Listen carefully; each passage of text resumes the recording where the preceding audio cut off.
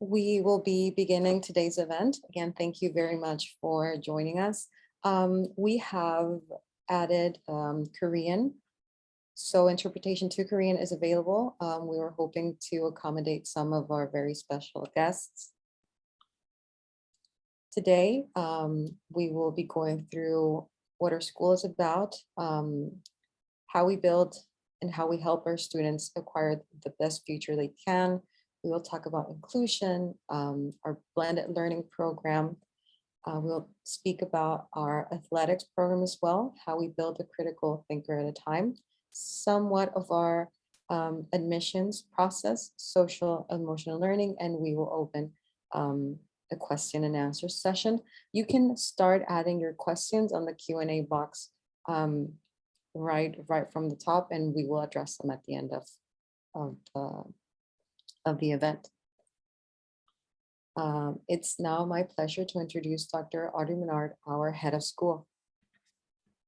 Good morning, everyone. Welcome to ISP. Did you know that ISP is the only nonprofit, non-secular, student-centered school in Panama? That is a fact. Our board is 100% volunteer parents that are working not for profit, but for the benefit of our students. That means every decision that we make, every penny that we spend is all in the best interest of the students. And that really allows us to be a mission-driven school. Our mission is really exciting. All of our teachers come to school every day to inspire our students and to challenge them to reach their full potential. We also care about the whole child in that we bolster creativity, independence, and compassion. We want our students to really make a difference in this world. Next slide, please. We are well certified. We have certifications from all over the world. We are highly recognized as an excellent school, not just around the world, but we are known as the best school in Panama. Next slide, please. Our students are back on campus 100%, and they've been here since August. Even with the latest Omicron variant, we have excellent biosecurity protocols. We have not had a single transmission on campus since the beginning of the pandemic. And we're just really excited to be able to support our students off campus, but to really give them a full experience on campus. And with that, I will kick it over to Kyle Martin, our middle school principal, who can talk to you all about the way we do academics. Kyle. Perfect. Thank you very much, Dr. Menard. And thank you everyone for being here this morning. It is so great to see all of you, or I guess to have you all with us this morning. As a teacher, as an administrator, as a parent of a student, I have my own child at ISP. I know this institution is incredibly forward thinking. We're very innovative and we're doing everything we possibly can to adjust our school to meet the needs of kids as they enter this new world that we're living in. School, the world is different than it was 20 years ago. And so school needs to be different as well. And so at ISP, we spend a lot of our time emphasizing essential skills to be essential at this next phase of our world. So we talk a lot about working with kids to collaborate effectively. We talk about creative thinking, innovation. We work with kids to be independent. We spend a lot of time working with children to make sure that they make decisions based on their values and our values as an institution. And I think the biggest thing that I'm most proud of is that we try to present problems to children and let them make the decisions, let them help find answers creatively. And while I know a lot of schools may say that they do that, I want to give you some really concrete ways that we at ISP accomplish these skills. And so the first one, and by far the most important, is just knowing every single student who comes onto our campus and valuing them as people. We spend a lot of time making sure that we understand all the positive things that every person brings to our community. And we do that through, in the middle school, we have a really strong advisory program. At the high school, I know they also have advisory and a link program. In elementary and pre-K, they have a very strong homeroom program. And so we really focus on the social emotional learning to make sure that every child is valued and appreciated when they come onto our campus. Another thing that we do across the entire school is we work to present questions to spark curiosity. And so our jobs as teachers are to ask really good questions so that kids are interested in learning and they can take learning on their own and run with it. And so, for example, in a science class in middle school, you might might hear this thing called phenomenon-based teaching, where we put up a picture on the screen just to get kids curious and to start asking questions. And then we give them space to dive in and try to find the answers. All of our units across the entire campus are guided by essential questions. It's not about rote memorization. It's about thinking creatively and what does this really mean in the grand scheme of life. If you were to come into a social studies class in high school, middle school, or elementary school, you might see Socratic seminars, debates, discussions. It's a very different place because we know that the world is different, and it's our job to meet the needs of our students. I think one of the biggest things we focus on, especially since the pandemic, is giving students a space, as I said, to ask questions, to find their own answers, that voice and choice, and acknowledging that no two students are the same. And so they should have the opportunity to learn at their own pace and in their own way. With that in mind, and acknowledging that no two students are the same, I want to send it over to Mr. Elias Barlow, who's our coordinator of inclusion, who's going to talk a little bit about the different supports we have in place for our kids. Over to you, Elias. Thank you, Kyle. Can everyone see me? I'm having a bit hard time. I think I'm there. But welcome, everyone. My name is Elias Barlow. I am our coordinator of inclusions at ISP, which means I oversee our student service programs, which include learning support and EAL, and also begin to think about how do we support students who are advancing. And as we're supporting the academics in this model that Kyle was speaking about, at ISP, one of our core values is strength and diversity. And what we mean by that is we really truly believe that having a neurodiverse representation in our classroom enhances the learning environment for all of our students and staff. At ISP, that means we aspire to be a school that's representative of the school like the world population, which means 10 to 15% of our student population present with varying needs, whether that's learning needs, whether that's extension like with academics, whether that's English as a second language or acquiring a second language. We really believe this is key to developing compassionate and caring leaders for the future. And so much of learning, as Kyle spoke about, is socially driven. And by having a more diverse student population, we're increasing the capacity of our students and of our staff, and really pushing ourselves to be more considerate of the world around us. And like key to this too is we really believe that exposure to diversity challenges students and staff to think critically and become leaders, to be able to challenge assumption, explore alternative approaches, and find solutions to real world problems. Key to this is our school is committed to designing universally designed lessons in the classroom, meaning that every teacher is considering the variability of students that they have when they're planning their lessons, thinking about what is their background, what is their mother tongue language, what are their learning needs, what are their strengths, and how do you begin to think about these things in terms of developing lessons that provide choice and options that meet those needs. Key to this, on top of that, is having specialized teachers. We have a strong team of EAL teachers and learning support teachers that work both in the classroom and outside of the classroom to provide either targeted instruction, support whole group instruction, or give individual instruction when needed. We also have a dedicated group of counselors at each level that really work within the classroom, just like our other support teachers, to provide whole group lessons on social emotional well-being, how to learn how to deal with bullying, how to learn how to persevere, challenge yourself, make friends, and really support the transition into our community as well. Our learning support teachers, what it may look like is they may go into a class and help to co-teach a lesson, help to plan it, and go in there to provide targeted small group instruction. The same as our EAL teachers when they're trying to go in and support a variety of learners that our school presents with. And we're really proud of the programs that we're developing, but we're also mindful that we're trying to get better every day, and we're improving on that and really working to develop our staff and all of our teachers to be the best teachers that support this broad variety of teachers and students that we'll find in the world. And as we are beginning to think about how do we meet the needs of all learners, our school has transitioned to blended learning.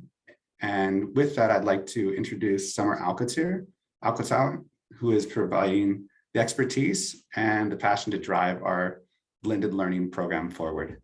Thank you very much. Thanks, Elias. Good morning. I'm Summer Alcauter, and I am the blended learning specialist here at ISP. And ISP invests in multiple digital learning tools, software, devices, apps that empower students for active learning so that they can create content to show what they know, what they can do, how they think critically, and how they're solving problems in their community. And with the tools that we have available, you might see that your students, they might just create a video, they might record a podcast, they can build a website, a 3D model, an app. They can collaborate across different classrooms and even with other schools and other places, and the list goes on. We use a balanced approach with technology called blended learning.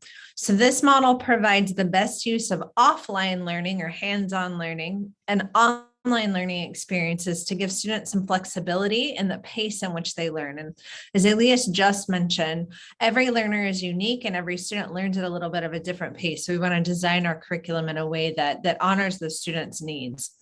Additionally, our learning experiences aren't necessarily limited to the school campus and can happen anywhere. So they can use their digital tools here in a physical classroom on campus. They can use those on field trips or in an off-learning experiences. They can use those in these remote or emergency learning experiences. We can also use our technology to connect to experts across the globe or to create partnerships. And as I mentioned, to collaborate with students in other classes, other grade levels, or even on other continents.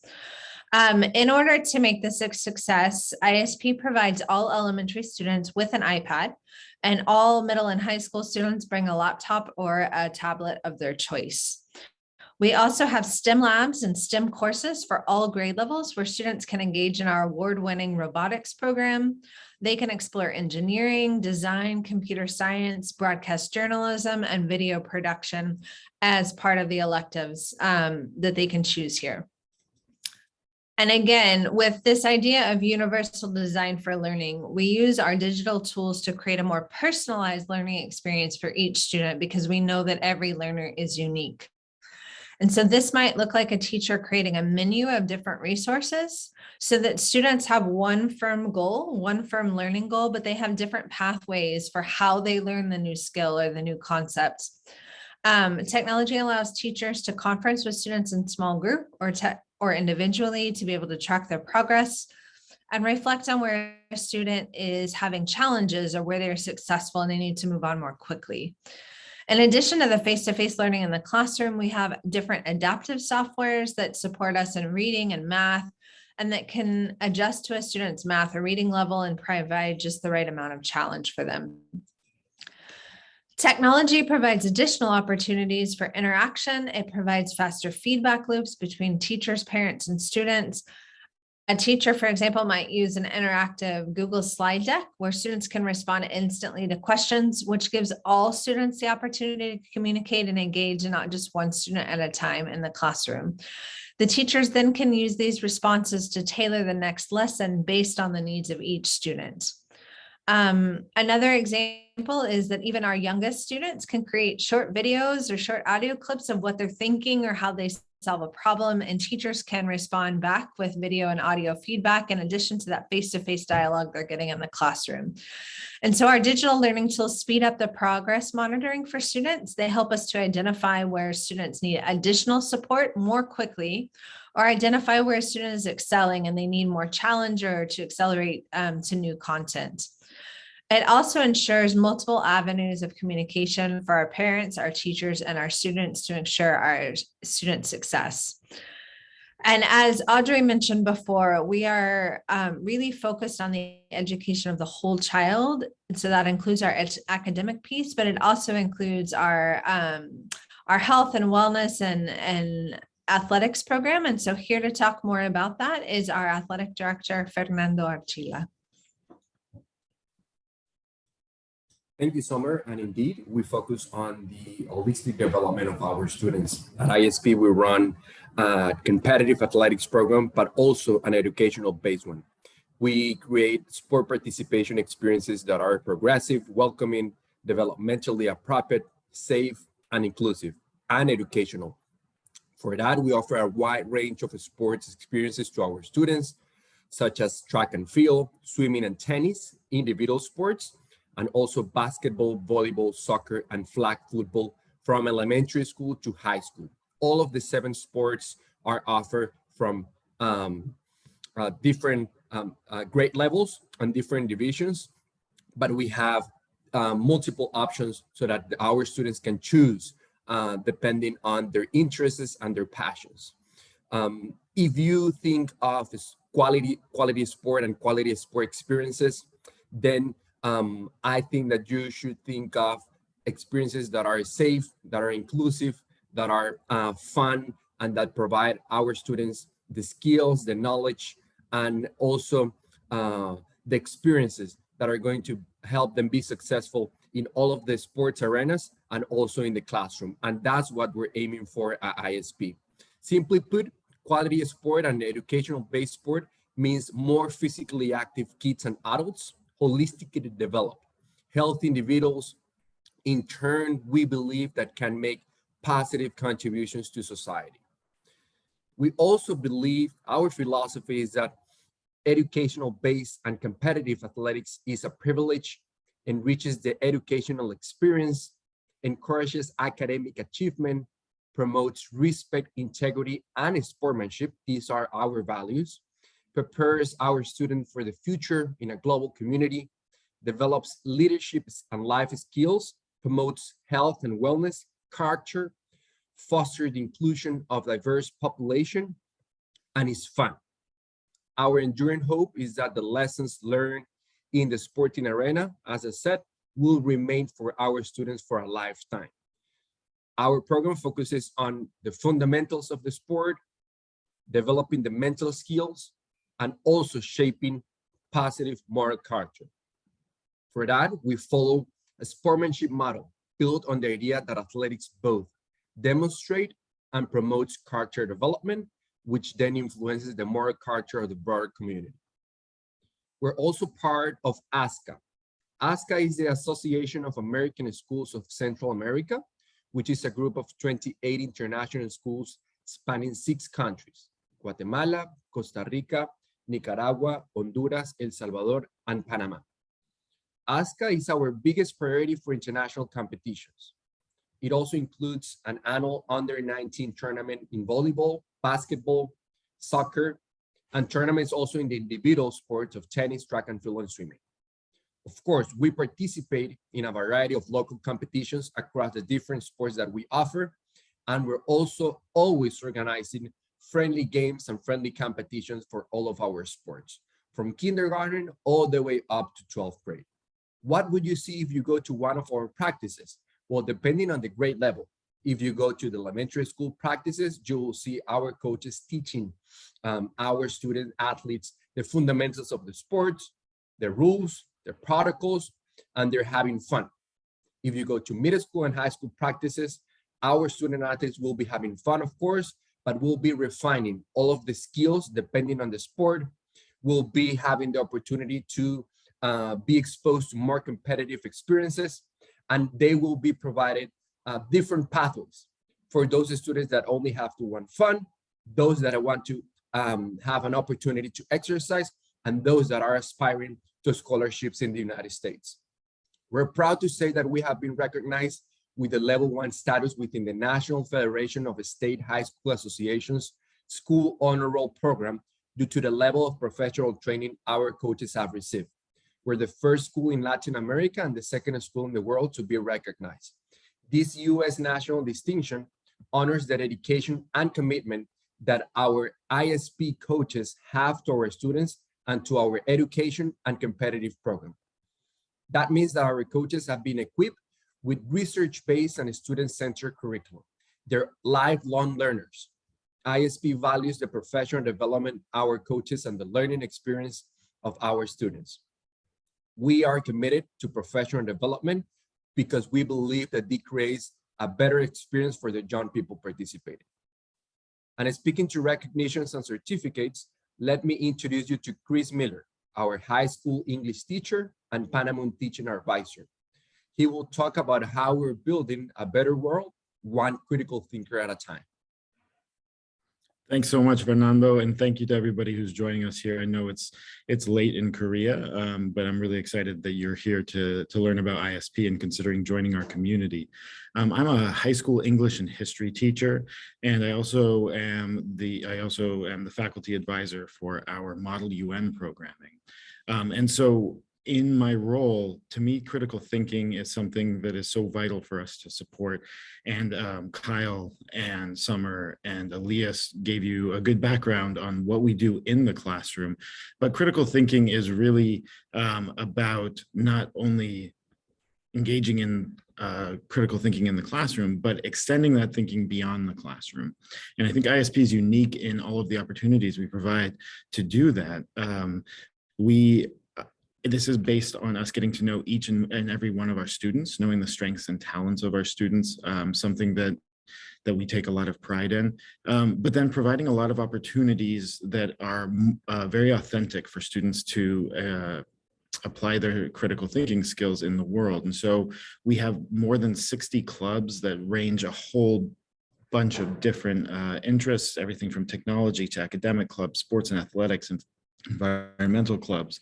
These are clubs that have students sending objects into near space to do research. These are clubs that work with local organizations to address economic and social issues here in Panama. These are clubs that are working to combat climate change.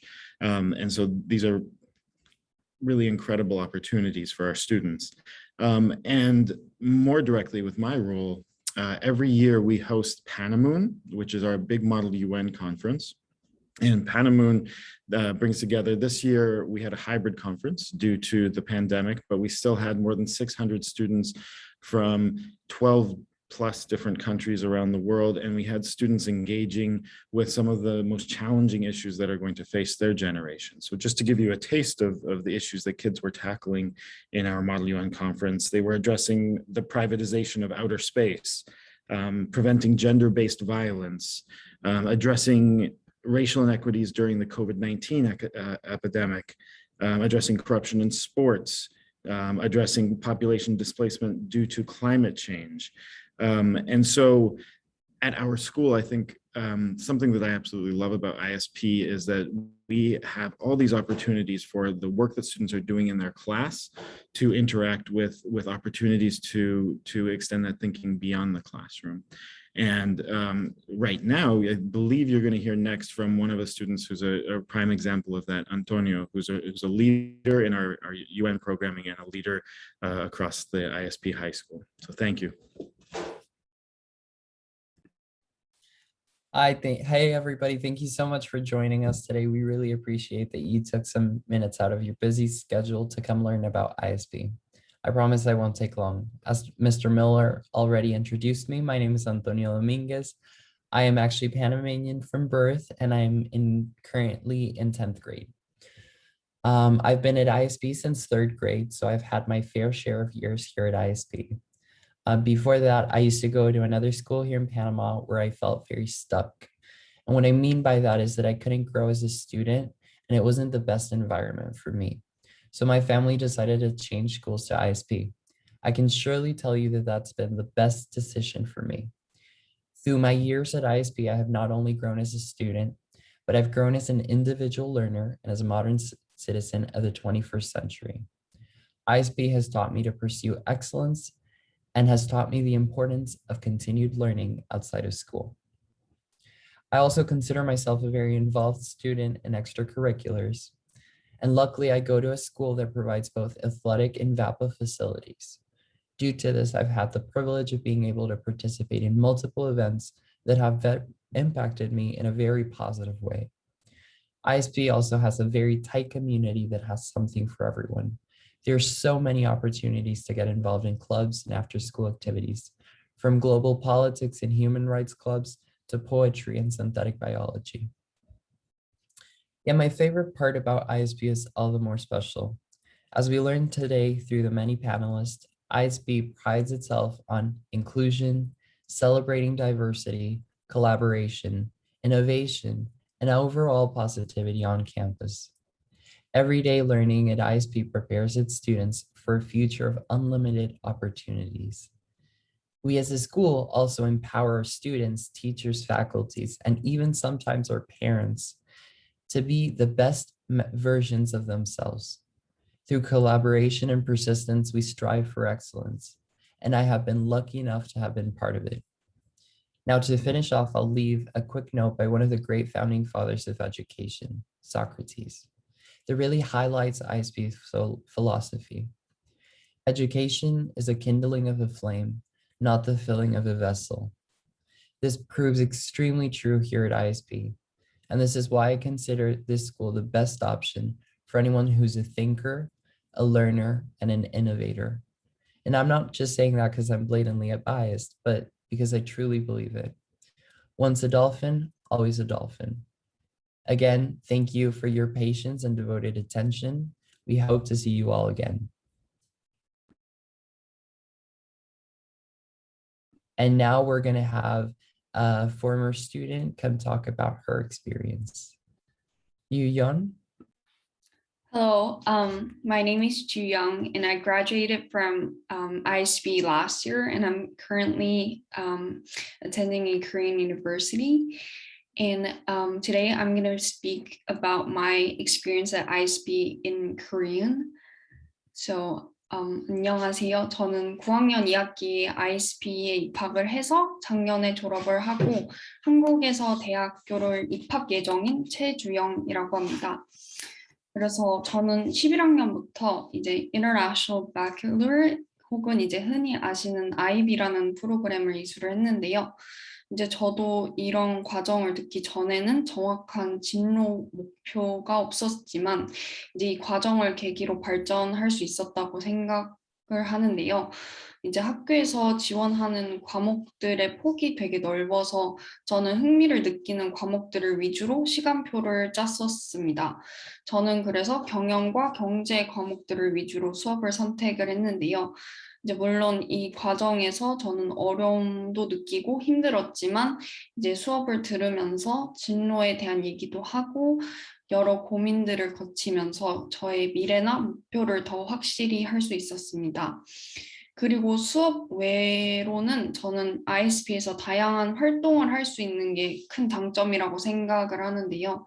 학교에서 저는 뭐 학생회, 모의유엔, 신문부 등등 여러 활동에 참여를 할 수 있었고 이제 덕분에 많은 경험을 쌓을 수 있었는데요.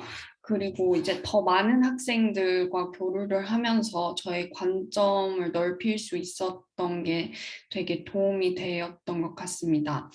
그리고 동아리 활동 같은 경우는 학생이 3명만 모여도 그 3명의 관심사에 대한 동아리를 만들 수 있고 이제 동아리를 만들어 나가는 거에 대한 제한이 적어서 많은 활동을 이제 자기가 만들어 나갈 수 있는 것도 정말 장점이라고 생각을 하는데요. 이제 저도 그렇게 한국 동아리를 만들어서 이제 친구들과 관심사를 이렇게 같이 얘기를 할 수 있었습니다. 그리고 입시에 관해서는 저는 이제 순서대로 미국, 싱가포르, 홍콩, 그리고 한국 대학들의 입시들을 거쳤는데 이제 그만큼 준비해야 되는 서류의 양이나 종류가 많아서 이 점에서 정말 많은 도움을 받았는데요. 특히 미국 대학을 준비할 때는 방향성을 잡는 데서 도움을 많이 받았습니다. 특히 자기소개서를 쓰는 방식이 한국이랑 매우 다르기 때문에 처음에는 시작하는 것조차 되게 어렵게 느껴졌지만 이제 카운슬러 선생님과 상의를 하면서 자기소개서를 완성을 하고 이 과정을 정말 섬세하게 신경 써주시고 상담해 주셨습니다. 그리고 이제 다른 선생님들께서도 제가 추천서나 이런 서류들을 요청을 드렸을 때 되게 정성스럽게 도와주셨던 것도 많이 도움이 되었고요. 이렇게 외부 카운슬링 없이도 목표하던 해외 대학들에 합격을 할 수 있었습니다.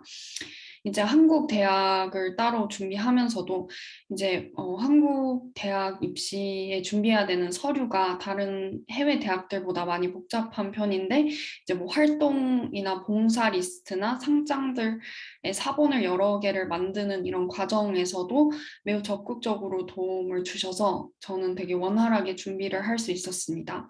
그래서 이렇게 ISP에서 많은 경험들을 하고 도움을 받으면서 졸업을 할 수 있어서 저는 되게 감사하게 생각을 하는 점 중 하나입니다.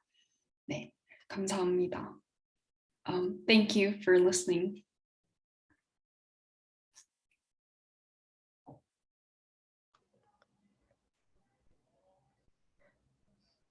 Thank you so much, you. Now I'm going to pass to myself. My name is Monica, and from the admission department.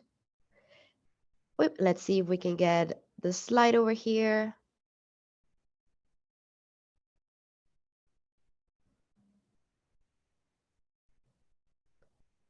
Oh, wait, Liz, can you help us with this slide so we can see a little bit more about admissions? And here we're going to talk a little bit about if ISP is the right fit for you. It's a place where your children can be inspired, challenged, and reach their full potential and have all the tools they need in order to develop as a citizen of the world. And so on. Here in ISP, we help you through the whole process of admissions.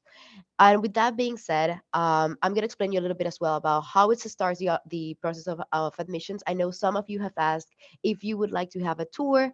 You'll be more than happy. I will be more than happy to coordinate a tour with you if you're here in Panama. If you're not in Panama yet, no worries. You can email me, and I'm going to show later on our email, so you can also reach to us via email, and I can coordinate a virtual info session or a on-campus tour. With that being said, our online application and admission process is virtually, so everyone in any part of the world can do it. And it starts with an online application fee of 250. That's where we're going to be later on sending you a ISP link. With this link, you're going to be creating an account for each of your children, and so on. We're going to be asking, for example, for the past 3 school records of the students. If they are young, like in kindergarten, we completely understand that they might not have those 3 years of school records. So don't worry, you'll be only showing your daycare if they have, and so on. We will also be asking for a recommendation from their current teacher. So if it's one of our elementary students that you want to apply to, then it will be only the homeroom teacher recommendation. If it's a middle school or a high school applicant that you want to apply for, then we will be asking for the homeroom recommendation from the English teacher, from the math teacher, and from the principal or the counselor. We collect all this information, and then after that, we do assessments and interview. We carry out an interview with our principals and counselors for our middle school and our high school students. For our elementary students, we really evaluate their level of English, and with that, then we continue to do a with assessments. That's where we're going to see their level of English, how they're doing, so we can gather all the information for them. And then we send them to an enrollment committee, and that's when we send the offer letter of admission. How long it takes this process? This process takes around 2 to 3 weeks. It really depends on how fast we get the documents, how the teachers respond to the recommendations, but I will say to 2 to 3 weeks. Another thing to mention is I saw some of the families were wondering if they were able to start with this semester. We are currently our second semester. Our second semester starts from January all the way into June, and you're more than welcome to apply for this semester if you're looking to start on March. If you're looking to start in February, we work as an international school. We work with different starting dates. So for us, it's very common if we have families starting on March as well. What we do recommend and suggest 100% is to email us to see if we have that capacity. Right now, as we are in the second semester, we have some grades that we're having full capacity, so we might not be able to accommodate you on this semester. So, but there are others that we might have. So as well, we really suggest you to approach us and ask if we have the space available for the grades. We can do a virtual info session if you're not here in Panama, and then we can help you through the whole process of application. Let's go to the next slide for you to see our email as well and address. So this is our amazing admissions team. This is our email that you can write to us. This is my WhatsApp from admissions as well, in case you have personal questions. I know some of you have WhatsApp me there, so no worries. I'll be soon replying to all of your WhatsApps as well and help you through the whole process of application. and so on. I'm really happy to help you in this journey, because it's a whole journey, and we really connect with each of you all the way since you come here with an inquiry all the way to the finish of the admissions. If you're planning to apply for August 2022, we start the application process 6 months earlier. This means that still we have not opened the application process for August. We will be opening in February for all students that want to apply for August 2022. And for that reason, if you're planning to start for August, please email us and we will be sending you an inquiry as well, where you can fill up all of your information. And in this way, we can contact you right away when we open the admission process for August 2022. And well, with this being said, let's go to some Q&A and address some of this questions that you might have. So one of the first questions that I saw at the beginning was about a non-secular. If we're a non-secular school, I want to clarify here in ISP, we value all of our students, and they all have different religions. And for that being said, we're a secular school, which means we're non-religious, and we don't provide any religious instruction at school that are not associated with, and we're not associated with any particular religious or religion. And so let me go through here some of our questions that we have, and as well, I will have some of our panelists that would also be helping us with some of the questions. There is one question on the Q&A box. It's possible to organize a school tour and get to know the facilities. 100% yes. Please email me to admissions and I'll be more than happy to do it. I have another question from Thomas Kuhn. Is it possible to meet the teachers? Thomas, 100%. I'll be more than happy to coordinate with some of the teachers regarding the grades that you want to apply to. So I will be helping as well with that part. So it is more than possible to do so. Hector here as well has been some questions about the language. Beside English and Spanish, is there any options of learning a third language? And yes, so our whole program is in English. The students, they do have a Spanish every day, all the way from PK4, the little ones, all the way to 12th graders. They have their Spanish courses, and we do offer a third language, but this third language is an after school activity, which is Mandarin Chinese. So it's after school activities, which means that it starts after school hours, and it really depends if we have it open. So we might have it, we might not have it. So it really depends, but it's mainly an after school activity. When the students reach to high school, we offer what is a French course, and so on. In high school, they do their own schedule. So we have French when they arrive to high school. Oop, I'm having a lot of questions over here, so just give me a quick time um, to see each of them. I have a question over here about our little ones, which is our elementary students from Giselle. What kind of support might be provided to young elementary students, kindergarten, second grade, who are performing significantly above grade level in reading and math? And what does the Spanish language instruction looks like in lower elementary school? So for our little ones, they see Spanish every day, and it is adjusted to their age as well when it comes to Spanish. And when it comes about when they're seeing above the grade level, our teachers are very conscious about that, and we really try to challenge them. So inside the classroom, the teacher will be challenging them when they see that they are going very well in math, they're very well in reading. So the teachers really try to challenge them inside the classroom. And let me see other of the questions over here. Is there how often rainy conditions affect sports training, and what alternative do you offer? So here, this question, I think I'll pass it to Fernando about the rainy conditions and how it really affects the sports training. To be honest, I have seen the students here at ISP. We have all the campus is roof, the tennis court as well is roof. The ones that will not be roof are usually the soccer field. But Fernando, would you like to jump in here for how does it affects the rainy Sure. season? Sure. Thank you, Monica. You were doing a great job. I was typing the answer, but it's better to answer live. So as Monica was saying, we have indoor facilities and also covered facilities, depending on the sport. We have 3 covered tennis courts, 2 indoor multi-purpose gyms. In these gyms, we have volleyball and basketball practices as well, and 2 covered basketball courts. And we have a small covered basketball court also for elementary students. So that means that all of these sports continue practicing regardless of the weather. When it comes to outdoor sports, these teams continue practicing when it's raining, unless that there is lightning. So for the cases that there is lightning, we have a plan B. We call it the lightning plan. And these outdoor sports go to the indoor facilities, and we share spaces with the sports and the teams that are indoors. But that doesn't happen that often.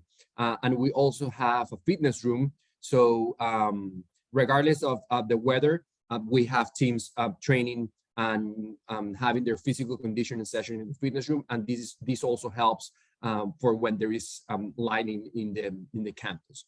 So we're proud to say that we are one of the few, not only schools, but also clubs or sport organization that offer continued practices regardless of the weather here in Panama. Thank you so much, Fernando. I do want to pass some of the questions to our students as well, for them to join in and jump in to reply to some of these questions, as they are the ones who know best.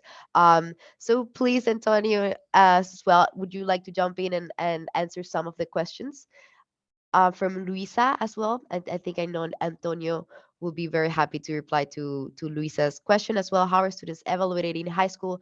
Antonio, how would you feel that was your part in there?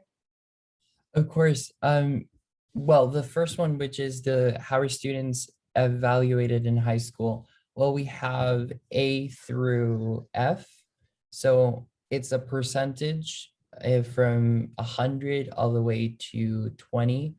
And normally students are around the range from 100 to 70. But it's also not only about the numbers, but about how proficient your learning is. If your student is learning adequately, the student will have a good grade. If there's a clear correlation between how involved the student is in a class and their grades.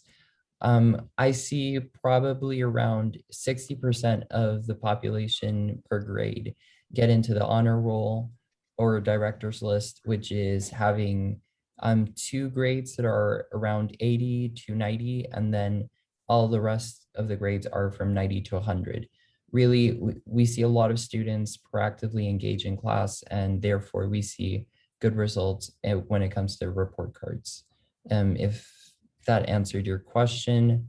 And for Luisa's question, which was about how can my daughters engage in relationships with students? Okay, that's a very good question, because I know that when a lot of students come to ISP, they're often nervous or anxious about meeting new people or about getting in with the environment. But what I can say and what I've seen from ISP is that it is such a warm environment filled with so many people that are willing to help, that students often find themselves with friends by the end of the second week that they're at ISP. It's a very nice process for students who are coming from all over the world. And the reason is that we have so many international students who have already gone through this process that it's easy for them to be empathetic about the needs of other students. So online, it's a little bit different, but if they do come to campus, they're going to be greeted by first the administration, who are going to be warm and empathetic, and they're going to fill any needs that the students may have. And then the student population, I have no doubt that they're going to make your students feel at home. Thank you so much, Antonio. And now I'm going to pass this to Summer. I know there were some questions about blended learning and so on. Summer, if you could help us and jump in here to know a little bit about the students when they do blended learning, and mainly for our PK students. I do want to mention beforehand that our students from kindergarten as well, sorry, in PK, they do receive an iPad, which is inside the annual tuition all the way into fifth grade. Once they start in middle school and high school, they do we have a bring your own device policy. But Summer, please jump in and help us here with one of those questions about the blended learning for our PK students. For sure. There's 2 or 3 questions here, so I'll try to answer those quickly. The first is, how do we handle blended learning with pre-K students? So right now we are fortunate to have our pre-K students on campus, even with the pandemic, and our teachers are well versed in being able to switch back and forth when necessary, but we try to keep them on campus, and we try to make sure that our that how we use technology is age appropriate. So if our students in our younger grades are using technology, it's typically to create something. It's typically for them to show what they know. We currently use a platform called Seesaw, which is the main place that our younger students engage with technology. And so there they can record a video of what they're thinking. They can take a photo of the work that they're doing in class.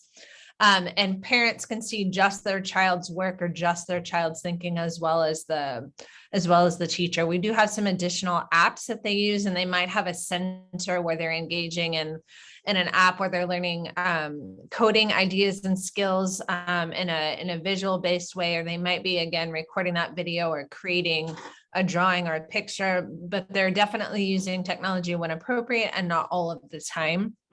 Because of that age, our students need to learn those fine and gross motor skills and interact with our other students and build those relationships as well. So we definitely take an age appropriate approach to technology. Our students do have an iPad available from pre-K to fifth grade, so that when it's of an appropriate time, they have that resource and it's already set up for them. It makes all of the like logins and passwords and all of those sorts of things a lot easier for students. As mentioned, our 6th through 12th graders have the opportunity to bring their own device. So if they're more comfortable on one platform or another, they begin to make that choice for themselves at the 6th grade level. But we do use technology every day here at school, so your students will want to be connected. The reason is that we have all of our learning documents are in a digital platform space, so that students can access them whether they're here or they're on campus or they're off campus. They have access to that whenever they need it. And then there was one other question about technology. There was a question about monitoring class and in camera. So typically we do not have cameras in our classroom as a rule. With the pandemic, we do have our teachers who connect to Zoom and connect to students through via video conferencing when necessary, when students are not on campus because of a quarantine case or something like that. And so there are instances where just the students in that particular class are connected through camera and to their teacher, but that's in no way broad stream. And we don't have like monitors or cameras within the classroom walls because we need to value students' privacy and the legal things around their privacy, and then balance that out with what's going on in the world with the pandemic. So I hope that helps. Thank you so much. I want to jump into one of the questions that is specifically for admissions. I'll be moving to Panama with a daughter in kindergarten and son in second grade around the end of February, early March. Yes, of course, we do accept new students around this time, which is very common for international families that they are in relocation. So it's very common for us. We also have a small program when it comes about adaptation where they have a buddy inside the classroom. The counselors give them a small tour. The whole classroom is already waiting for them. So they have this amazing adaptation, because we understand how hard it is sometimes for the students to come to a new country, to a new school, meet other students. We know how hard that can be, and we have this small adaptation activities that we do for them. But yeah, I will suggest for you to start right away as soon as possible, mainly because this process takes around 2 to 3 weeks. And if you're planning to come to February, March, we do suggest you can have the answer from enrollment committee before you enter to you're planning to come here. So I do suggest if you can email us to this email and start the process as soon as possible.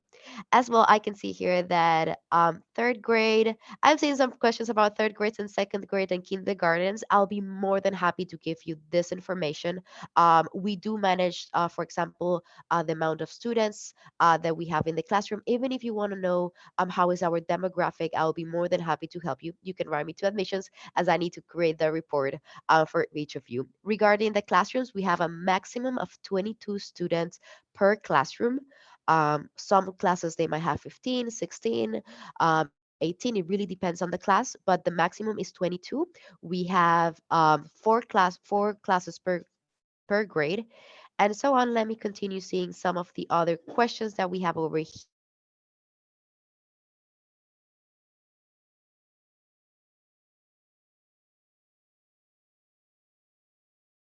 Oops, sorry, I had to unmute, but I'm gonna approach one of the questions about the IB. If the session starts now in ninth grade. So IB, the IB diploma or IB certificates, depending on the students what they choose, is something that their students are gonna start seeing in 11th and 12th grade. But all the way starting in ninth grade with their ninth grade counselor, they start seeing what is the diploma they want to follow, the requirements they need. So it starts from ninth grade. Currently, we're in the second semester, so our ninth graders, you have already seen these when they started on August in ninth grade, but it starts from ninth grade because it's considered when we started in high school.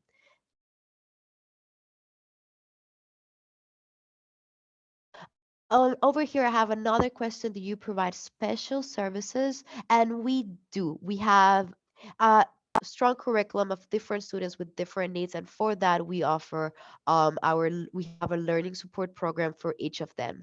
I do want to mention that in the application process and in the admission process, you will find some questions in the form that you will need to fill out. For example, we ask for a neuropsychological report if it's a student that um, will need learning support as well. And Elias, which is our coordinator of inclusion as well, he's the one that it's in the learning support part. And we will be more than happy to help you as well. If you have any question regarding learning support, let me check other questions that we might have. We have been having a lot of questions in this open house, so just give me a second to go into them.